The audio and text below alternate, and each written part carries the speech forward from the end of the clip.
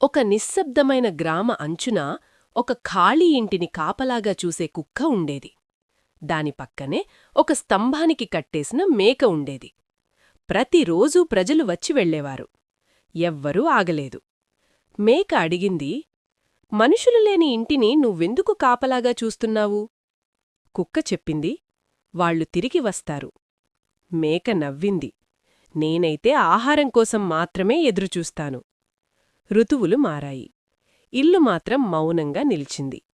ఒక రాత్రి దొంగలు వచ్చారు. కుక్క గట్టిగా అరిచింది. మేక గేటును తన్నింది.